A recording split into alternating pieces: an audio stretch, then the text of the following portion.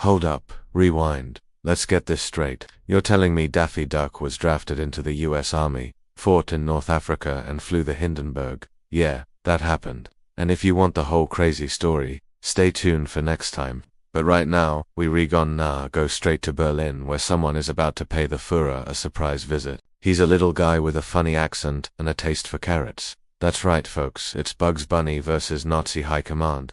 What could possibly go wrong? He's underground now, digging his way out of New Mexico, but soon he'll emerge in Germany's famed Black Forest, where he'll famously declare, "I knew I should have made that left turn at Albuquerque." Wrong turn at Albuquerque. Okay, so that's the second time he's been lost and in enemy territory. How'd that happen? Well, last thing he remembered, he was signing autographs when suddenly those pesky Nazi pigs showed up again. They herded him into a truck, drove him through the night, then locked him inside a cave until dawn, so he did the only logical thing and tunneled out. Haha, Bugs, just another day in the Warren. Except this time, there's a big problem. He has no idea where he is. And if this forest looks unfamiliar, it's because he's not in the woods near his home. No siree, Bob. He's over 5,000 miles away in Nazi Germany. How far they drove him in that truck? Well, almost all the way to Berlin. So what's the first thing he sees? A familiar landmark, the Reichs. But his attention quickly turns to something else. A handsome German in traditional green hunting clothes and a flat hat with a feather. And no, it's not Clark Gable.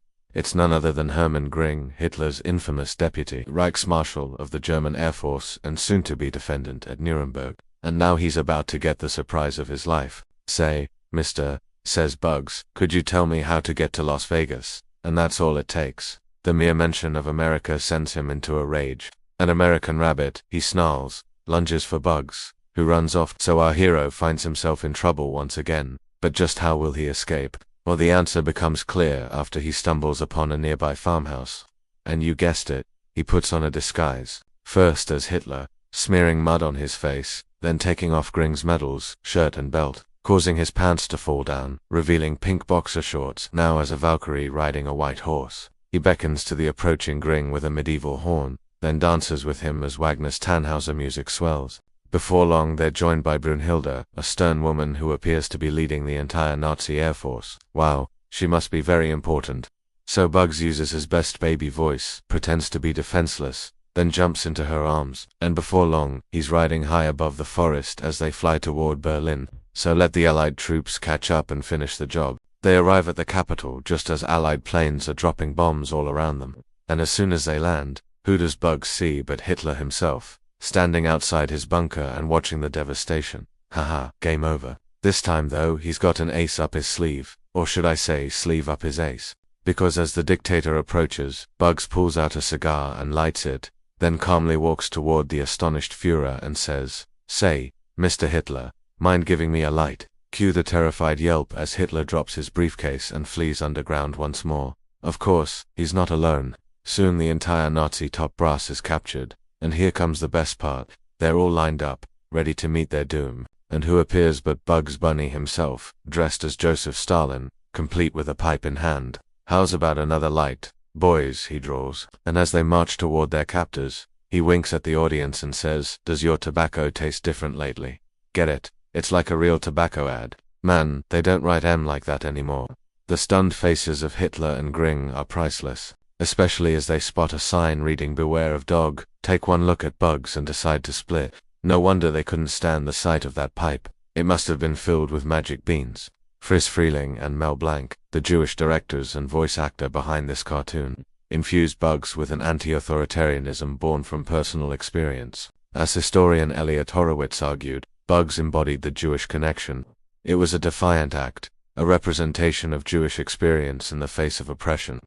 This cartoon premiered in January 1945, 4 months before Nazi Germany surrendered.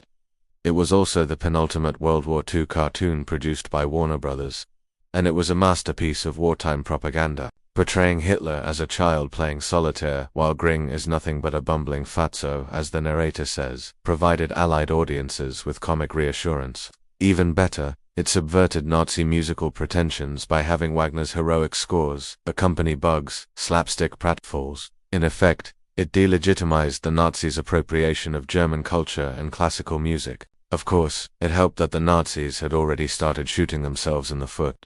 By 1944, it was common knowledge that Hitler and Göring were on the lam, so making them run away was hardly pushing the envelope. In fact, it was so funny that even German prisoners in America saw the humor. One of them, Hans Gobler, told the story to cartoon historian Mark Kausman. "We didn't care for that," he said, chuckling. As for the cartoon itself, it was withdrawn from circulation after the war due to what was called values dissonance, namely Hitler being portrayed as a goofy clown. Still, it was re-released on DVD in 2004 as part of the Looney Tunes Golden Collection Volume 6, and it occasionally airs on Turner Classic Movies, but don't expect to see it on TNT anytime soon. You can, however, stream it for free at archive.org. Just click the link below. Thanks for watching. Tune in next time when we reveal a shocking secret. Daffy Duck was drafted into the US Army. Stay tuned for more adventures from the front lines of World War II.